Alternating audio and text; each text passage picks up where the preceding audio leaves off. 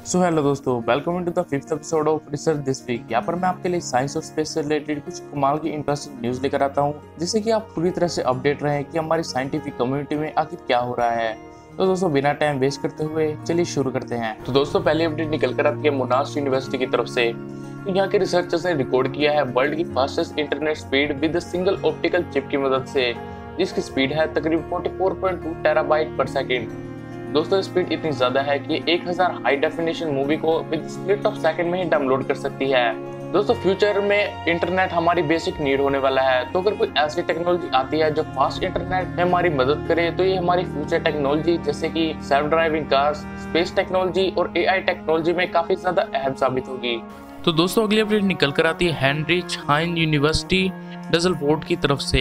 तो यहाँ के साइंटिस्ट ने एक एक्सपेरिमेंट किया था ये जानने के लिए कि क्या डार्क मैटर न्यूक्लियर फोर्स पर कोई इन्फ्लुएंस डालता है या नहीं। तो उस एक्सपेरिमेंट में इन्होंने यह किया कि हाइड्रोजन और ड्यूटेरियम के एटम को लिया और उन दोनों के बीच में बॉन्ड बनाया, लेकिन इन्होंने किया ये कि ड्यूटेरियम का एक इलेक्ट्रॉन उसके शेल से निकाल दिया, जिससे कि दोनों एटम सिर्फ एक इलेक्ट्रॉन से ही पेयर बना सके, जिससे कि इन दोनों के बीच में एक रिपल्सिव फोर्स पैदा हो गई, लेकिन बॉन्ड की वजह से यह एक दूसरे से जुड़े रहे। साइंटिस्ट ने वेरियस मेथड का यूज करते हुए इन दोनों न्यूक्लियस के बीच मौजूद बॉन्ड लेंथ को मेजर किया और रिजल्ट में निकल कर आया कि इन दोनों न्यूक्लियस के बीच की बॉन्ड लेंथ बिल्कुल उतनी ही है जितनी की कैलकुलेशंस में बताई गई थी, यानी कि डार्क मैटर इन दो न्यूक्लियस के बीच में कोई भी इन्फ्लुएंस नहीं डालता है। तो दोस्तों, अगली अपडेट निकल कर आती है ESO यानी कि यूरोपियन साउदर्न ऑब्जर्वेटरी की तरफ से। तो इन्होंने एक पैदा होते स्टार एबी ओरिगाई, जो कि पृथ्वी से 520 लाइट ईयर की दूरी पर है, उसके आसपास की डस्ट क्लाउड में एक प्लैनेट की फॉर्मेशन को होते हुए ऑब्जर्व किया है, यानी कि यहाँ पर बिल्कुल ही नया प्लैनेट हो सकता है जो कि अभी पैदा हो रहा हो। दोस्तों, यहाँ इस इमेज को जरा ध्यान से देखिए। यहाँ पर सेंटर में है एबी ओरिगाई और यहाँ पर ये जो येलो ब्राइट सी डिस्क है, साइंटिस्ट का मानना है कि यहीं पर एक नया प्लैनेट फॉर्म हो रहा है। अब आप सभी के मन में एक सवाल जरूर आ रहा होगा कि साइंटिस्ट तो हर साल कई स्टार और कई एक्सोप्लैनेट्स को डिस्कवर करते हैं, तो आखिर इस प्लैनेट में ऐसा क्या है जो इसे बाकियों से अलग बनाता है। दोस्तों, मैं मानता हूँ कि साइंटिस्ट हर साल कई स्टार्स और कई एक्सोप्लैनेट्स को डिस्कवर करते हैं, यहाँ तक कि हमने किसी एक्सोप्लैनेट की डेथ को भी ऑब्जर्व किया है, लेकिन हमने आज तक कभी भी किसी भी प्लैनेट को फॉर्म होते हुए नहीं देखा है। तो दोस्तों, साइंटिस्ट इस प्लैनेट को ऑब्जर्व करके काफी डिटेल में यह जान सकते हैं कि आखिर प्लैनेट किस तरह से फॉर्म होते हैं और वह अपने सोलर सिस्टम में किस तरह से लोकेट होते हैं। फॉर एग्जाम्पल, अगर हमारा जुपिटर अगर आज वहां नहीं होता जहां आज उसे होना चाहिए, तो हमारे पृथ्वी पर हर वक्त एस्टेरॉयड और मीटेरॉयड की बारिश हो रही होती और यहाँ लाइफ कभी भी पनप ही नहीं पाती। तो हाँ दोस्तों, यह हमारे एग्जिस्टेंस के लिए भी काफी ज्यादा अहम स्टडी है। तो दोस्तों, अगली अपडेट निकल कर आती है यूरोपियन स्पेस एजेंसी की तरफ से।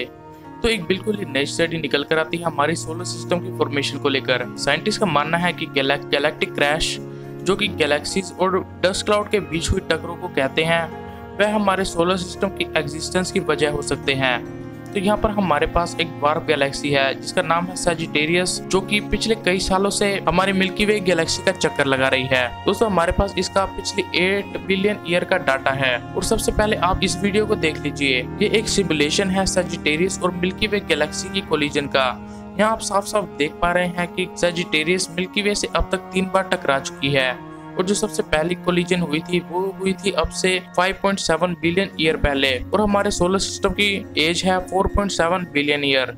तो साइंटिस्ट का मानना है कि हमारी मिल्की वे गैलेक्सी आज से 5 से 6 बिलियन साल पहले एक भौतिक व्हाइट फेज से गुजर रही थी, जहाँ पर स्टार की फॉर्मेशन काफी ज्यादा कम हो गई थी और तभी सजिटेरियस मिल्की वे से जा टकराती है, जिससे गैस फिर से एक्सेलरेट हो जाती है और स्टार की फॉर्मेशन दोबारा शुरू होती है। चलिए इसे एक एग्जांपल के रूप में समझते हैं। मान लीजिए आपके पास पानी से भरा हुआ एक गिलास है, उस पानी में बिल्कुल भी हलचल नहीं हो रही है। जैसे ही आप उस पानी में अपनी उंगली डालते हैं तो आप देखते हैं कि जहां आपने उंगली डाली है वहां से पानी दूर होना शुरू हो चुका है और उसके आसपास रिपल पैदा हो गए हैं। जहाँ पर रिपल्स हैं वहां पर पानी कंसंट्रेशन काफी ज्यादा है।